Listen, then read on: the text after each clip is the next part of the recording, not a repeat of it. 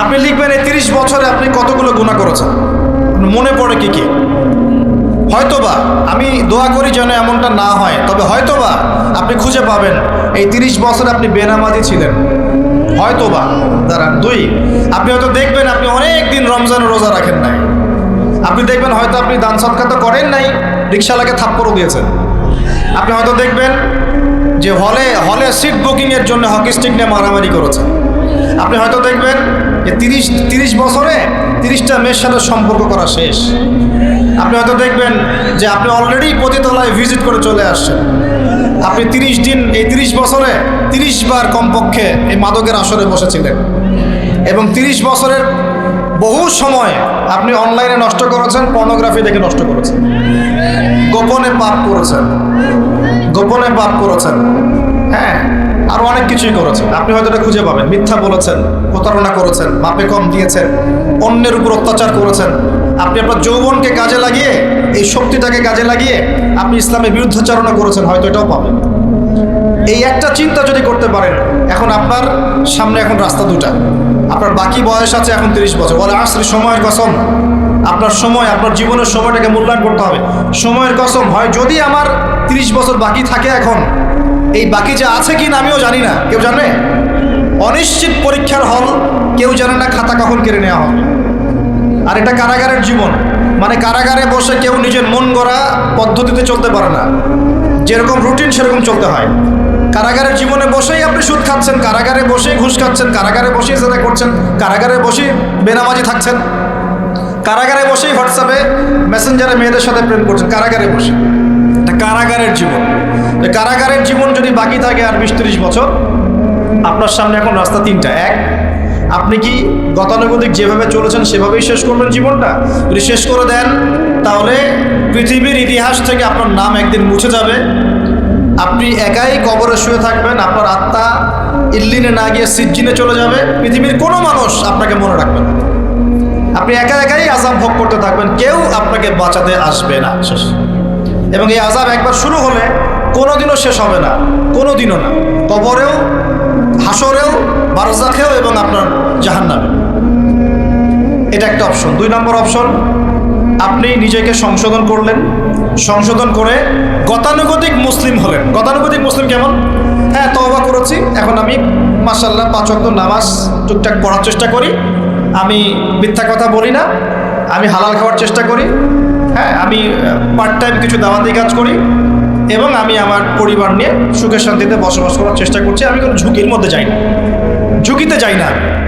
মানে আমি সৎ কাজেও আদেশ করি, কিন্তু ঝুঁকিতে যাই না। মানে কোনো কিছু, এমন কোনো কিছু করি না যাতে আমার উপর কোনো বিপদ আসবে, এটাতে আমি যাই না। এটা গতানুগতিক মুসলিম চলছে। আর একটা হচ্ছে সমাজ পরিবর্তনকারী মুসলিম। এরা কেমন? এরা নিজেরা তো জ্ঞান অর্জন করেই, এবং জ্ঞান অনুযায়ী আমলও করে, তারা সৎ কাজে আদেশও করে, একই সাথে অসৎ কাজে নিষেধও করে। সত্যটাকে নির্ভীকতার সাথে, সাহসিকতার সাথে, হিকমার সাথে সবার সামনে উপস্থাপন করে, আল্লাহর কাছে দোয়া করে, এবং সমাজটাকে পরিবর্তন করে ফেলার চেষ্টা করে। এরা হচ্ছে আহসান, সবচেয়ে উত্তম শ্রেণী। কিভাবে বললাম উত্তম শ্রেণী? নবীজি বলছেন তোমাদের সামনে একটা জামানা আসবে, এটাও শেষ জামানার হাদিস। তোমাদের সামনে একটা জামানা আসবে, জামানা সবরিন, কঠিন সবরের জামানা, ঈমান ধরে রাখা হাতে জ্বলন্ত আগুন ধরে রাখার মতো। ওই সময় যদি তোমরা কেউ আমার সুন্নতের উপর অটল থাকতে পারো, আমার মৃত সুন্নতকে আবার জীবিত করতে পারো, তাহলে 50 জন শহীদ সাহাবীর নেকি পাবে ইনশাআল্লাহ। এরা সমাজ পরিবর্তনকারী মানুষ। আর ইতিহাসে যারা সমাজ পরিবর্তনকারী মানুষ, তাদের জীবনে পরতে পরতে বিপদ আপদ বলা মুসিবত আসবেই। আমার ছোট্ট গবেষণায় 4টা ক্ষেত্র থেকে আসতে পারে যখন আপনি হকের উপর থাকবেন। 1 নাম্বার, প্রথম বাধা চলে আসবে পরিবার থেকে। কোত্থেকে? পরিবার।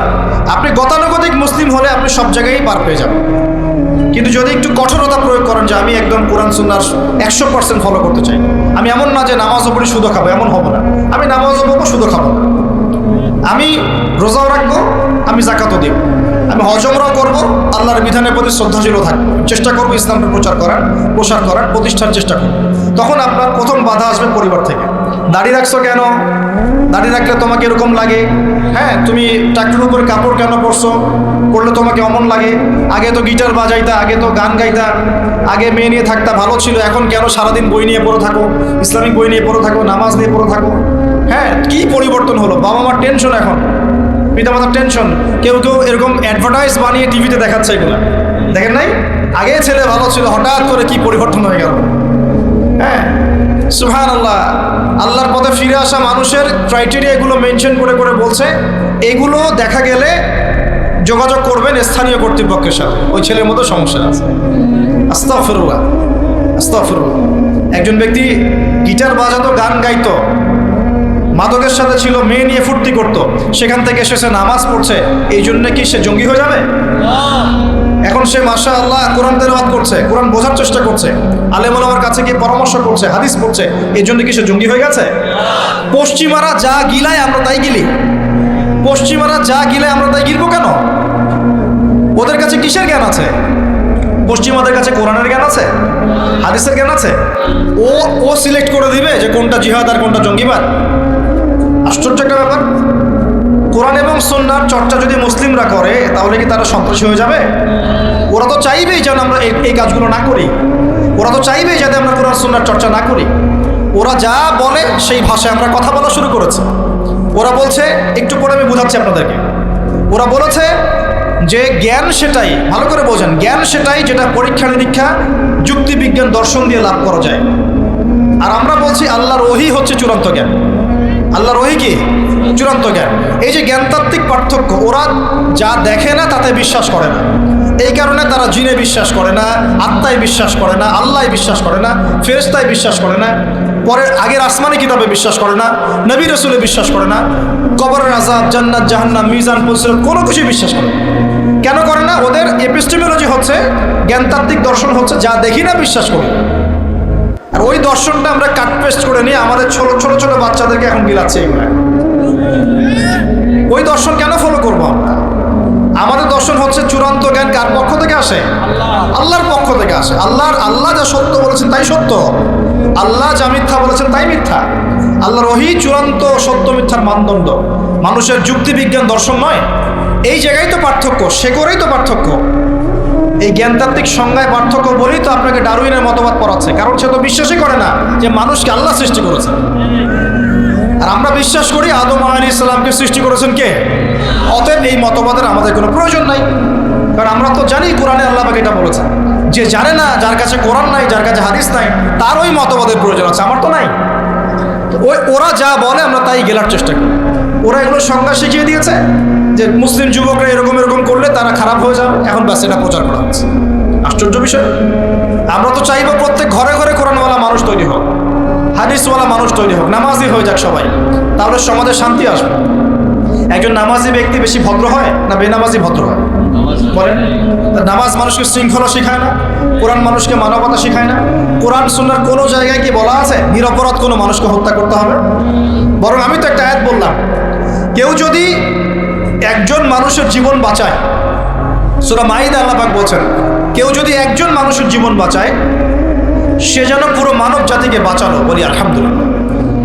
আর কেউ যদি কোনো মানুষকে অন্যায়ভাবে হত্যা করে, সে যেন পুরো মানব জাতিকে হত্যা করে। একটু খেয়াল করে দেখেন, সারা বিশ্বে যত মানুষকে হত্যা করা হচ্ছে মুসলিম কান্ট্রিগুলোতে, সিরিয়া, ইয়েমেন, আফগান তো চলে গেল, তারপরে আপনার ইরাক, লিবিয়া, জর্ডান, লেবানন, ঠিক আছে, ওই যে রোহিঙ্গা, তারপরে উইঘুর, মুসলিমদেরকে যেখানে যেখানে হত্যা করা হয়েছে, এখানে মানবতা বিরুদ্ধে অপরাধ হয়নি? এটাকে সন্ত্রাসবাদ বলা যায় না? এটা ওদের জঙ্গিবাদ নয় কি? তাহলে প্রকৃত অর্থে সন্ত্রাসী এবং জঙ্গি কারা? মুসলিমরা না ওরা? যখন নিরপরাধ মাসুম বাচ্চাদেরকে বোম মেরে হত্যা করা হয়, মা বোনদেরকে ইজ্জত নষ্ট করা হয়, আমাদের মুসলিম ভাইদেরকে পাখির মতো গুলি করে হত্যা করা হয়, তখন এই মতবাদ থাকে না? তো এদের কাছ থেকে আমাদেরকে শিখতে হবে কোনটা ন্যায় কোনটা অন্যায়। এগুলো চলতে থাক, কিন্তু এই চলা ইনশাআল্লাহ তাআলা বেশি দিন সাস্টেইন করবে না ইনশাআল্লাহ। কারণ আমরা শেষ জামানার ছাত্র, আমরা জানি যে এই জুলুম ইনশাআল্লাহ তাআলা এই বিশ্বের বেশি দিন থাকবে না ইনশাআল্লাহ। অচিরে আল্লাহ রাব্বুল আলামিন এমন প্রজন্ম আনবেন, এমন নেতা আনবেন যাকে আল্লাহ পাক বলছেন তার নাম হবে মাহদি, এবং তার নাম মুহাম্মদ, তার টাইটেল মাহদি। বাবার নাম আব্দুল্লাহ, মায়ের নাম আমিনা, মুহাম্মদ সাল্লাল্লাহু আলাইহি ওয়াসাল্লামের বংশধর থেকে একজন।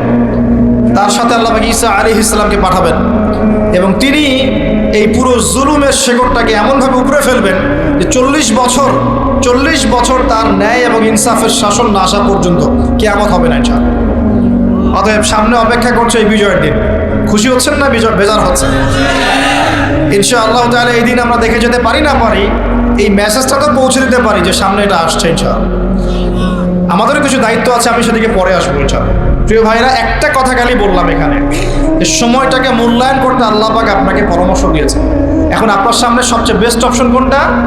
আপনি পাপগুলোর লিস্ট করে 2 রাকাত নামাজ পড়বেন, সুন্দর করে ওযু করে চোখের পানি ছেড়ে দিয়ে আল্লাহকে বলবেন, আল্লাহ এই 30 বছর আমি যত পাপ করেছি, যত পাপ আল্লাহ করেছি, জেনে করেছি না জেনে করেছি, বুঝে করেছি না বুঝে করেছি, প্রকাশ্যে করেছি গোপনে করেছি, যত পাপ আল্লাহ হয়েছে আমার দ্বারা, আল্লাহ তুমি সমস্ত পাপকে মাফ করো। বলবেন আল্লাহুম্মা গফিরলি মা কদ্দামতু ওয়া মা আখারতু ওয়া মা আসরারতু ওয়া মা আ'লানতু ওয়া মা আনতা আ'লামু বিহি মিন্নি আনতাল মুকদ্দিম ওয়া আনতাল মুআখির ওয়া আনতা আলা কুল্লি শাইইন কাদির। এটা একটা দোয়া। অথবা বলবেন আল্লাহুম্মা আনতা রাব্বি লা ইলাহা ইল্লা আনতা খালাকতানি আনা আবদুকা ওয়া আনা আলা আহদিক ওয়া ওয়া'দিকা মাসতাতা'তু আউযু বিকা মিন শাররি মা সানা'তু আবু'ু লাক বিনি'মাতিকা আলাইয়া ওয়া আবু'ু বিযানবি ফাগফিরলি ফাইন্নাহু লা ইয়াগফিরু যুনুবা ইল্লা আনতা। এটাও পারেন না? বলবেন আল্লাহুম্মা ইন্নী যালামতু নাফসি যুলমান কাসীরান ফাগফিরলি মাগফিরাতান মিন ইনদিকা ওয়ারহামনি ইন্নাকা আনতাল গফুর। এটাও পারেন না? বলবেন রব্বিগফিরলি রব্বিগফিরলি। এটাও পারেন না? বলবেন রব্বিগফির ওয়ারহাম ওয়া আনতা খায়রুর রাহিমিন। রব্বিগফির ওয়ারহাম ওয়া আনতা খায়রুর রাহিমিন। আমার সাথে বলেন রব্বিগফির ওয়ারহাম ওয়া আনতা খায়রুর রাহিমিন। এতটুকু অন্তত বলবেন, বলে চোখের পানি ছেড়ে দিয়ে আপনি তওবা করবেন ইনশাআল্লাহ তাআলা। আল্লাহ পাক কি বলছেন শোনেন। আল্লাহ পাক বলছেন সূরা ফুরকানের শেষের দিকে, আল্লাহ পাক বলছেন ইল্লা মান তাবা, যে ব্যক্তি তওবা করে ফিরে আসবে, ওয়া আমানা এবং ঈমান নিয়ে আসবে, ওয়া আমিলা আমালান সালিহান এবং সতামল সম্পাদন করা শুরু করবে, মানে এরপর আর খারাপ কাজ করবে না, বাকি জীবন ভালো কাজ করবে। আল্লাহ পাক বলছেন উলাইকা আল্লাযীনা উলাইকা إلا من تاب وآمن وعمل عملا صالحا فأولئك يبدل الله سيئاتهم حسنات। এরাই সেই ব্যক্তি, এরাই সেই সব মানুষ যাদের সমস্ত গুনাহকে আল্লাহ পাক নেকি দিয়ে পরিবর্তন করে দেবেন ইনশাআল্লাহ।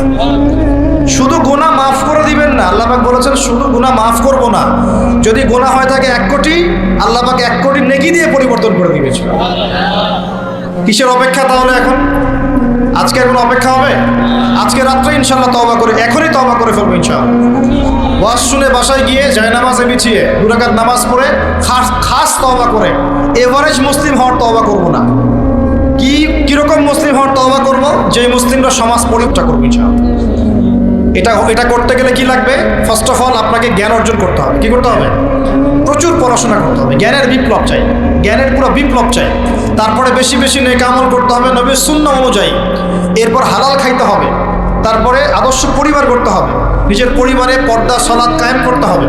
তারপরে সমাজে সৎ কাজে আদেশ করবেন, অসৎ কাজে নিষেধ করবেন। এই যে মানব কল্যাণমূলক কাজ করবেন, সবার সাথে ঐক্যবদ্ধ থাকবেন, বিভক্ত হবেন না, সবার কল্যাণ চাবেন, কারো অকল্যাণ চাবেন না, কারোর সাথে হিংসা বিদ্বেষ গীবত আমাদের মধ্যে যাবেন না, সমালোচনা সংস্কৃতির মধ্যে যাবেন না, আল্লাহওয়ালা আত্মশুদ্ধিওয়ালা মানুষের কাছে থাকবেন, পলিটিশিয়ানদের সাথে ভালো সম্পর্ক রাখবেন, তাদেরকে নিয়ে দিনের কাজ করবেন, তাদেরকে বাদ দিয়ে দিনের কাজ করবেন না, তাদেরকে নিয়ে দিনের কাজ করবেন, এবং তাদের মধ্যে যারা সৎ যারা তাদেরকে ভোট দিবেন। সমস্যা কি? ডেমোক্রেসি 100% ইসলামিক পদ্ধতি কিনা সেটা পরের প্রশ্ন। এখান থেকে আপনি এখন বের হতে পারছেন না, তার মানে এখান থেকে স্কিপ করা আপনার পক্ষে পসিবল হচ্ছে না। তাহলে যে ব্যক্তি সৎ তাকে কমসে কম নিযুক্ত করেন, সমস্যা কি? তার দ্বারা কিছুটা হলেও তো উপকার হবে। মানে নাই মামার চেয়ে তো কানা মামা ভালো নাকি? খেলাফত তো কায়েম করতে পারছেন না, পারছেন? তাহলে যে পদ্ধতির মধ্যে তুলনামূলক কিছু সৎ মানুষ আছে ওই মানুষগুলোকে নিয়ে আসেন, সমস্যা কি? ইনশাল্লাহ তারাও দিনের জন্য কাজ করবে। আমরা একটা ঐক্যবদ্ধ জাতি হিসেবে বিশ্বের বুকে মাথা তুলে দাঁড়াবো ইনশাআল্লাহ। ইনশাআল্লাহ আমি খুব স্বপ্ন দেখি, আমি খুব আশা পোষণ করি। আর স্বপ্ন দেখতে হয়, স্বপ্নই আপনাকে ঘুমাতে দিবে না। স্বপ্ন কি? স্বপ্ন দেখতে হয়। স্বপ্ন নিয়েই তো মানুষ বাঁচে। একটা উন্নত জাতি গঠনের এবং সব দিক থেকে সমৃদ্ধ একটা দেশ গঠনের স্বপ্ন আমরা সবাই দেখব, কেন দেখব না? এই স্বপ্ন নিয়ে আমরা বাঁচব, ইসলামিকভাবে গড়ব, যাতে বিশ্বের বুকে আমাদের দেশটা মাথা তুলে দাঁড়াতে পারে ইনশাআল্লাহ। মাথা তুলে দাঁড়াবো মানে কাতার একটা ছোট্ট কান্ট্রি না, ঢাকা শহরের সমানও হয়তো না কাতার, এত ছোট কান্ট্রি। এই ছোট্ট একটা কান্ট্রি সারা বিশ্বের বড় বড় অ্যাফেয়ার্সের মধ্যে মাথা ঢুকাচ্ছে। আপনারা কি জানেন যে আমেরিকার সাথে তালেবানদের যে মিউচুয়াল আত্মসমর্পণের বা মিউচুয়াল যেটা হয়েছে সন্ধি, যেটা আমরা বলি যুদ্ধবিরতি, বলা যায় যে আমেরিকার পরাজয় এবং তাদের বিজয়, এটাই বলা যায়। তো এখানে সবচেয়ে ভালো ভাইটাল রোল কে প্লে করেছেন জানেন? এই কাতার, ছোট্ট একটা কান্ট্রি। কাতার হচ্ছে আমাদের আয়তন অনেক বড়। ওই যে বলেছি উত্তর কোরিয়া ছোট্ট কান্ট্রি, মাথা পিছু আয় আমাদের চাইতেও কম কোনো কোনো সময়, মিসাইল বানিয়ে রেখে দিয়েছে, আমেরিকা ভয়ে তার সামনে যেতে পারে। খেয়াল করেছেন? আয়তন কিছুই না, যদি আমরা ঐক্যবদ্ধ হতে পারি, শিক্ষিত হতে পারি, প্রযুক্তির জ্ঞান অর্জন করতে পারি, আমাদের মধ্যে ঐক্য থাকে, আপোষে আমরা মিল মহব্বতের সাথে ন্যায়ের সাথে যদি আমরা সমাজ পরিচালনা করতে পারি, বাংলাদেশও বিশ্বকে নেতৃত্ব দেবে ইনশাআল্লাহ। কেন আমরা সবসময় নতজানু হয়ে থাকবো? কি জন্য? আমরা ঋণ চাবো কেন? আমরা ঋণ দিব উল্টে ওদেরকে, আমরা ঋণ দিব ওদেরকে পুরো। আমরা কি দেই নাই মনে করছেন নাকি? একটা সময় ছিল যখন আমরাই সবাইকে লোন দিয়েছি, জানেন?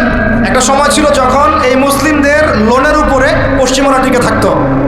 আমরা ওদেরকে জ্ঞান দিয়েছি, মেডিকেল সায়েন্স দিয়েছি, প্রযুক্তির সব কিছু দিয়েছি। ওই মঙ্গোলিয়ানরা যখন আক্রমণ করেছিল বাগদাদ হালাকু খায়ের সময়, তখন আমাদের একটা অধঃপতন ঘটেছে, অনেক জ্ঞান, অনেক সম্পদ নষ্ট হয়ে গেছে। তারপর যখন ক্রুসেড শুরু হলো, ক্রুসেড ব্যাক টু ব্যাক 3-4টা ক্রুসেড হয়েছে, এই ক্রুসেডগুলোতে মুসলিমদের কিছু অধঃপতন হয়েছে। এরপর যখন অটোম্যানরা রাশিয়ার পক্ষ নিয়েছে, আর প্রথম বিশ্বযুদ্ধে যখন ব্রিটেন জয়লাভ করে, তখন মুসলিমদের অধঃপতন শুরু হয়েছে। এর আগ পর্যন্ত মুসলিমরা সারা বিশ্বকে শাসন করেছে। আমাদের ইতিহাস ভুলে গেলে চলবে না। স্বপ্ন দেখেন, ইতিহাস পড়েন, আল্লাহ পাক সময়ের মূল্যায়ন করতে বলেছেন। প্রিয় ভাইরা, ইতিহাস পড়েন, কোরআনের হিস্ট্রি পড়েন, বিশ্বের হিস্ট্রি পড়েন, নিজের সময়কে মূল্যায়ন করেন। আজকেই তওবা করেন, ফিরে আসেন এবং দিনের জন্য কাজ করেন, প্রত্যয় ব্যক্ত করেন। আল্লাহ পাক তৌফিক দান। এই সময়ের কসম করে আল্লাহ বলছেন সবাই ক্ষতির মধ্যে আছে। সবাই বলতে কারা? সবাই বলতে সেই সব মানুষ বাদ দিয়ে যারা 4টা গুণ অর্জন করবে। কয়টা গুণ ভাই? মাত্র 4টা গুণ। কয়টা গুণ? এই 4টা গুণ একসাথে অর্জন করতে পারবো ইনশাআল্লাহ? ওয়াদা করছি পারবো ইনশাআল্লাহ, চেষ্টা করবো তো ইনশাআল্লাহ। শুনে নেন, সংক্ষিপ্ত করে বলছি। 1, আমাদের সবাইকে মুমিন হতে হবে। ইল্লাল্লাযীনা আমানু, যারা ঈমানদার। ঈমানদার কারা? উত্তর হাদিসে জিবরিলের মধ্যে আছে, নবী সাল্লাল্লাহু আলাইহি ওয়াসাল্লামকে জিবরাইল আলাইহিস সালাম জিজ্ঞাসা করছেন, আখবিরনি আনিল ঈমান, হে নবী আমাকে ঈমান সম্পর্কে বলুন। এই জায়গায় একটু ভালো করে বোঝেন, এখানে বর্তমান যে শিক্ষা ব্যবস্থা নিয়ে যে কথাটা উঠেছে, এর একটা গোড়ার সমস্যা চলে আসবে। একটু ভালো করে বোঝেন এই জায়গাটা। জিবরাইল আলাইহিস সালাম বলছেন, হে মুহাম্মদ সাল্লাল্লাহু আলাইহি ওয়াসাল্লাম, ঈমান কাকে বলে? নবীজি বলছেন, আল ঈমান, ঈমান হচ্ছে আন তুমিনা বিল্লাহ, তুমি আল্লাহতে বিশ্বাস করবে। 1, ওয়া মালাইকাতিহি, ফেরেশতাগণে বিশ্বাস করবে। 2, 3, ওয়া কুতুবিহি, আসমানি কিতাবসমূহে বিশ্বাস করবে। 4, ওয়া রুসুলিহি, রাসূলগণে বিশ্বাস করবে। 5, ওয়াল ইয়াউমিল আখির, পরকালে বিশ্বাস করবে। 6, ওয়াল কদরি খাইরি ওয়া শাররি, তাকদীরের ভালো মন্দে বিশ্বাস করবে। একটু মনোযোগ দিয়ে দেখেন, ঈমানের 6টা পিলার কি ছোঁয়া যায়? এগুলো কি কঠিন? এগুলো কি তরল? এগুলো কি বায়বীয়? এগুলোকে কি জ্ঞানের সংজ্ঞায় ফেলা যায়? ঈমানের 6 পিলারকে চোখে দেখা যায়? স্পর্শ করা যায়? ঈমানের 6 পিলার, এই 6টা পিলার, এই 6টা পিলারকে কি ল্যাবরেটরিতে ল্যাবে বসে প্রমাণ করা যাবে? এই 6টা পিলারকে কি যুক্তি, বিজ্ঞান, দর্শনের মানদণ্ডে বিচার করা যাবে? যাবে না। আল্লাহ পাক বলছেন, আলিফ লাম মিম যালিকাল কিতাব লা রাইবা ফি হুদাল লিল মুত্তাকিন। মুত্তাকি কারা? আল্লাযীনা ইউমিনুনা বিল গায়বি, যারা এই গায়েবে বিশ্বাস করে।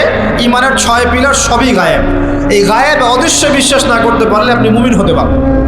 তা আমাদের বিলিফ, আমাদের বিশ্বাসের ভিত্তিটা হচ্ছে অদৃশ্য। আমাদের বিশ্বাসের ভিত্তি কি? অদৃশ্যের জগৎ, গায়েবের জগৎ। আর পশ্চিমাদের বিশ্বাসের জগৎ হচ্ছে দৃশ্যমান জগৎ। এই কারণেই তাদের শিক্ষা সিস্টেমগুলো সব দৃশ্যমান জিনিসে বিশ্বাস করে, অদৃশ্য বিশ্বাস করে। এই কারণেই তারা এই সব মতবাদগুলোকে বইপত্র নিয়ে আসে। এই ডারউইনের মতবাদ বলেন, এই যে আপনার এটা কি অ্যাস্ট্রোনমিক্যাল এগুলো বলেন, নাসার গবেষণাগুলোকে বলেন, মঙ্গলের এটা খুঁজতেছে, চাঁদের ওটা খুঁজতেছে, মানে ওরা চোখে যা দেখবে এটা বিশ্বাস করবে, চোখে যা দেখি না বিশ্বাস করবে। আর ওই মতবাদটাকে তারা জোর করে মুসলিমদের উপর চাপাতে যাচ্ছে।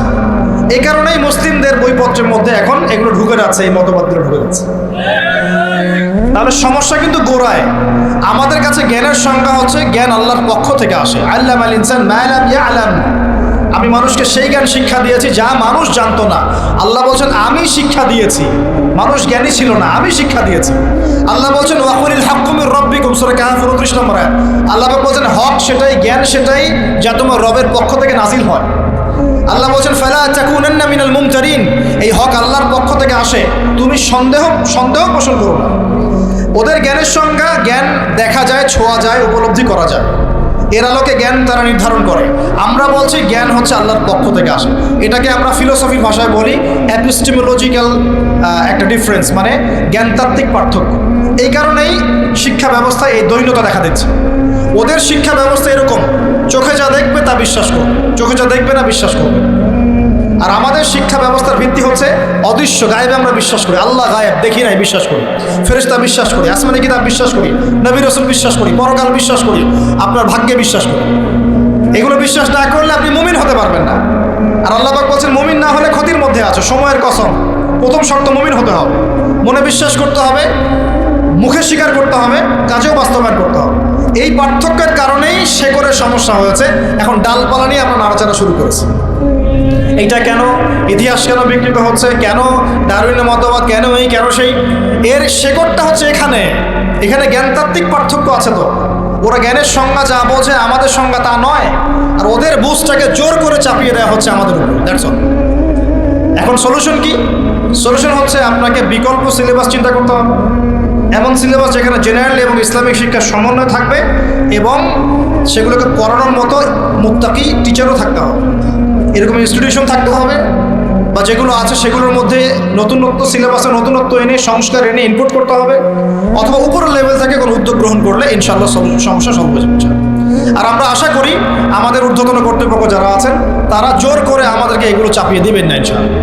আমরা আশা করি তারা এগুলোর ব্যাপারে সচেতন হবেন এবং এই অনইসলামিক শিক্ষাগুলোকে আমাদের সোনামণিদের বই থেকে দূর করবেন ইনশাআল্লাহ। বিশ্বাস করেন, একটা বছর সময় লাগবে না, 1 বছর লাগবে না ইনশাআল্লাহ। 1 বছরের মধ্যে পুরো শিক্ষা সিস্টেমকে ঢেলে সাজানো সম্ভব।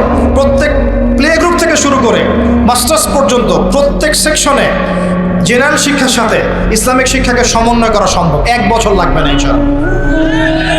এই সদ উদ্যোগ যদি কেউ নিতে পারে, আমি দোয়া করে আল্লাহ তৌফিক দান করুন, পুরো জাতির জন্য কল্যাণকর হবে ইনশাআল্লাহ।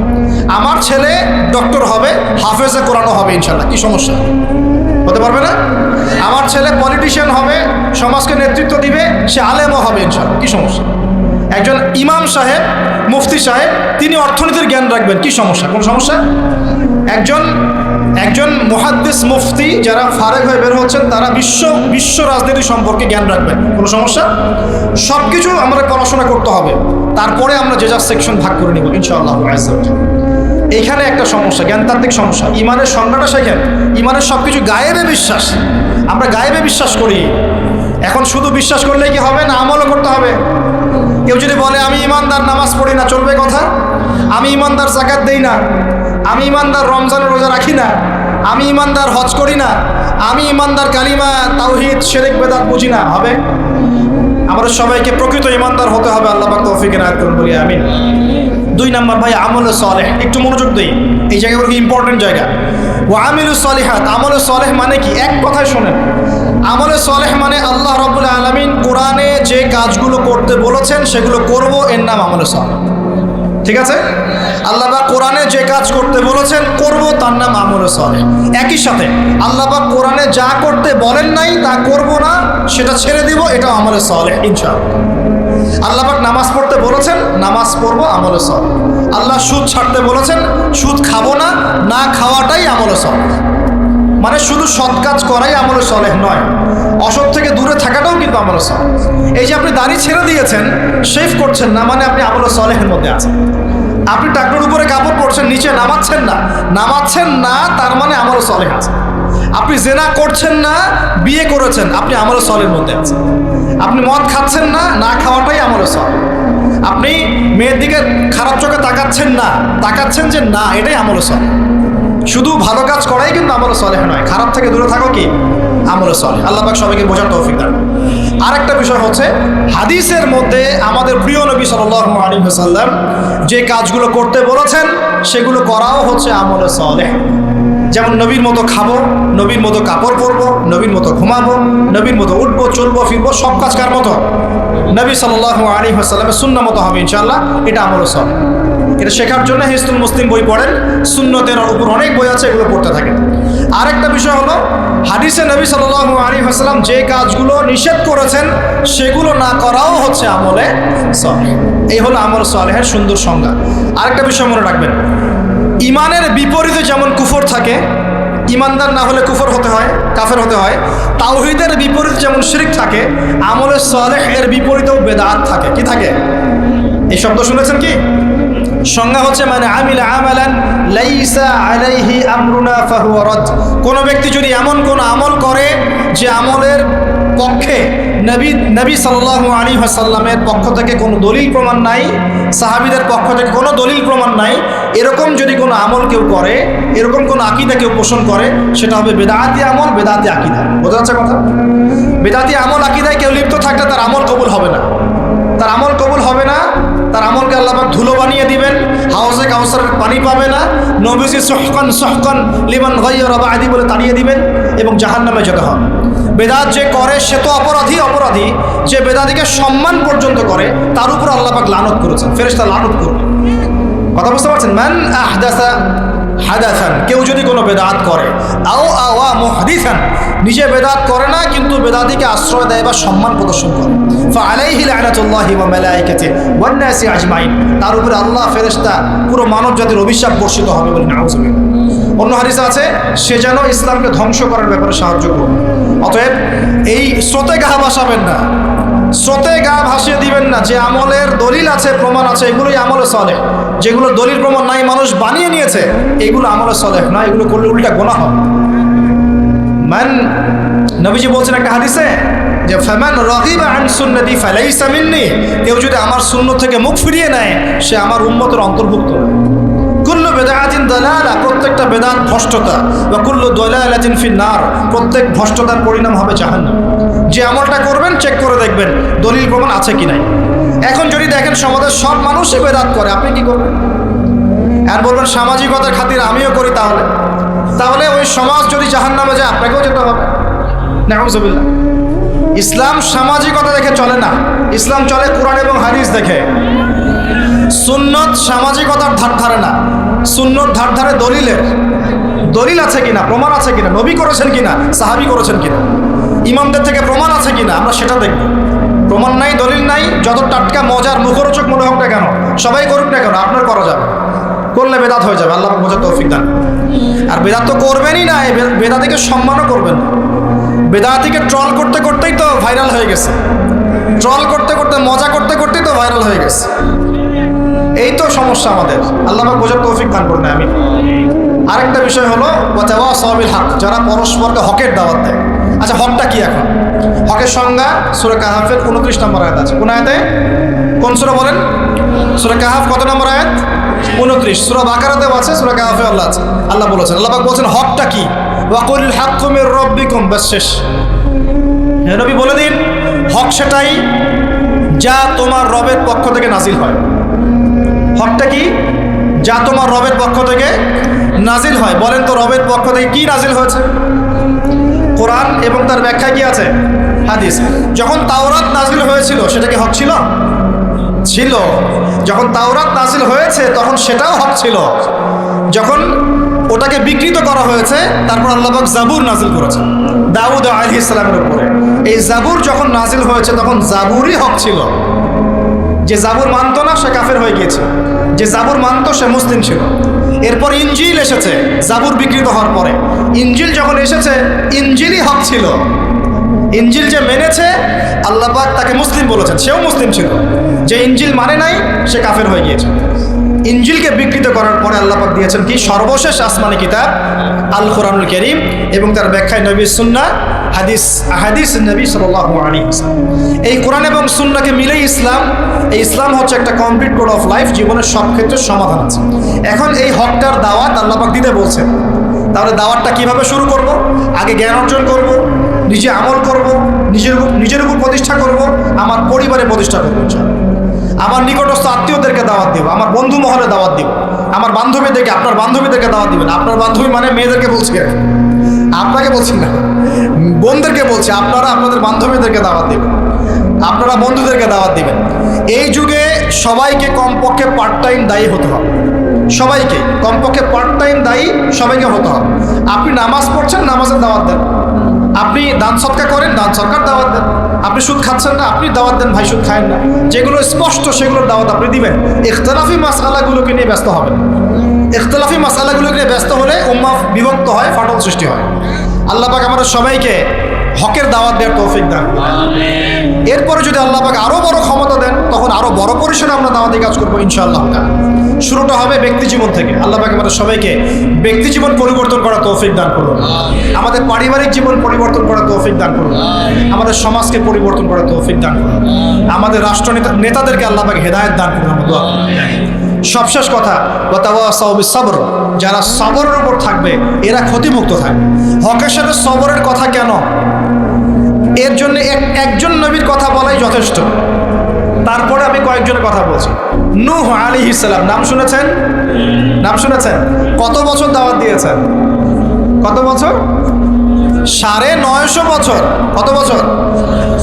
950 বছর তিনি দাওয়াত দিয়েছেন মানুষকে। তাও আল্লাহ তার ভাষায় বলছেন সূরা নূহের মধ্যে, তিনি বলছেন ইন্নী দাআউতু কওমি লাইলা ওয়া নাহার। তিনি বলছেন নূহ আলাইহিস সালাম, হে আল্লাহ, আমি দিন রাত মানুষকে দাওয়াত দিয়েছি। দিন রাত, দিন আমি যে 1 ঘন্টা 1.5 ঘন্টা ওয়াজ করলাম এমন না, দিন রাত মানুষকে দাওয়াত দিয়েছি আমি। ওয়ালাম ইয়াজিদহুম দুআই ইল্লা ফিরারা। আমার দাওয়াত শুনে মানুষ খালি পালিয়ে গেছে, পালিয়ে গেছে। মানুষ আমাকে পাগল বলেছে। মরুভূমির মধ্যে জাহাজ বানাচ্ছ, মানুষ পাগল বলেছে, কটাক্ষ করেছে, গালি দিয়েছে, হত্যার চেষ্টা করেছে। আল্লাহ, আমি দিন রাত মানুষকে দাওয়াত দিয়েছি। শেষমেশ তিনি এতটাই দুঃখ ভরাক্রান্ত মন নিয়ে দোয়া করছেন, তিনি বলছেন রব্বি লা তাযার আলাল আরদি মিনাল কাফিরিনা দাইয়ারা। আল্লাহ 950 বছর দাওয়াত দিয়েছি, এই কয়টা মানুষ ইসলাম কবুল করেছে। আল্লাহ, তুমি এই পৃথিবীতে কোনো কাফেরকে আর বাকি রেখো না, আযাব দিয়ে ধ্বংস করে দাও। তিনি বলছেন রব্বি আন্নী মাগলুবুন ফান্তাসির, সূরা কমারের মধ্যে আছে। তিনি বলছেন আল্লাহ, আমি পরাজিত হয়ে গেছি, আমাকে সাহায্য করো, আমি আর পারছি না। কোন পর্যায়ে গেলে একটা মানুষ এই কথা বলতে পারে? আমরা তো 2 দিন 4 দিন দাওয়াতে কাজ করে হাফসায় যাই। এক ভাইকে নামাজের দাওয়াত দিয়েছি 3 দিন, নামাজ পড়ে না, বলছি তোর দ্বারা হবে না, আশা শেষ করে ফেলি, আশা পোষণ করি না। হ্যাঁ, পরিবারে স্ত্রী কথা শোনে না, 1 বছর সবর করেছি, তালাক দাও, চলবে না, এরকম মনে করি আমরা। ঠিক আছে, সন্তানকে দাওয়াত দিই, কথা শোনে না, সন্তানকে আমরা ত্যায্য পুত্র করে ফেলছি। অনেক অধৈর্য আমরা মুসলিমরা, খুব আবেগী হয়ে গেছে এখন আমরা, আর অধৈর্য হয়ে গেছে। সবর করতে হবে। আমাদের নবীজির 23 বছর লেগেছে। কত বছর? 23 বছরে আল্লাহর নবীকে মানুষ হত্যার চেষ্টা করেছে 16 বার, গালি দিয়েছে 15টা। যেই মানুষটাকে সবাই বলতো আল আমিন আস সাদিক, সেই মানুষকে মানুষ বলা শুরু করেছে কাযযাব, সাহির, জাদুকর, এই মিথ্যাবাদী, হ্যাঁ, ঐক্য বিনষ্টকারী ইত্যাদি। তাকে দেশ থেকে বের করে দিয়েছে, তায়েফবাসী রক্তাক্ত করেছে, কত নির্যাতন করেছে।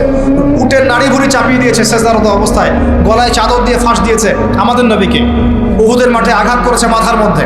কই নবী সাল্লাল্লাহু আলাইহি ওয়াসাল্লাম তো অধৈর্য হন নাই, ছেড়ে দেন নাই, ময়দান ত্যাগ করেন নাই। আমরা তো অল্পতেই কেন অধৈর্য হয়ে যাই?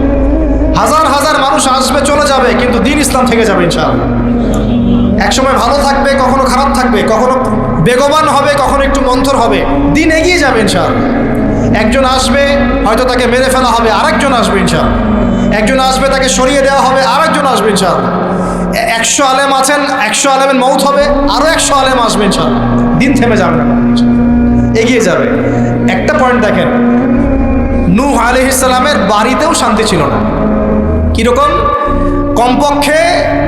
কমপক্ষে আমাদের নবী সাল্লাল্লাহু আলাইহি ওয়াসাল্লামের জীবনে বাইরের মানুষ তাকে কষ্ট দিচ্ছে, ঘরের মধ্যে খাদিজা রাদিয়াল্লাহু আনহা আছে এবং তিনি তার মতাদর্শের মানুষ। বাসায় গিয়ে তিনি খাদিজা রাদিয়াল্লাহু আনহার সাথে সুখ পাচ্ছেন, শান্তি পাচ্ছেন, কারণ স্ত্রী তার পক্ষে আছে। স্ত্রী তার পক্ষে আছেন, তাকে সাপোর্ট দিচ্ছেন, তাকে টাকা পয়সা দিচ্ছেন, অর্থ সম্পদ ব্যয় করছেন, তাকে পিছন থেকে একটা মমতা, ভালোবাসা দিচ্ছেন না?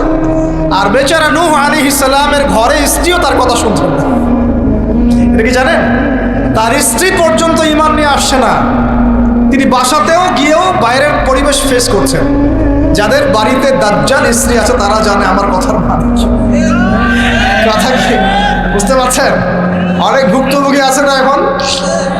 বাহিরে আমরা অনেক প্রবলেম ফেস করি, বাসায় গিয়ে যদি দেখি একজন নেককার স্ত্রী, তার কোলে আপনি শুয়ে আছেন, সে আপনাকে আদর করছে, মহব্বত করছে, তার সাথে আপনি প্রবলেম শেয়ার করছেন, সে আপনাকে সাপোর্ট দিচ্ছে, আপনি কিন্তু ভিতর থেকে একটা ভালোবাসা ভালো লাগা ফিল করবেন। বাইরের খারাপটা আপনার আর কাজের মাথায় আসবে না। আর যদি দেখেন যে বাইরেও আপনি অনেক স্ট্রাগল করছেন, বাসায় গিয়ে যখন ঢুকলেন ব্যাস ওখানে আর এক জাহান্নাম শুরু হয়ে গেল, আজাব, তখন কিন্তু আপনার আর মাথা কাজ করবে।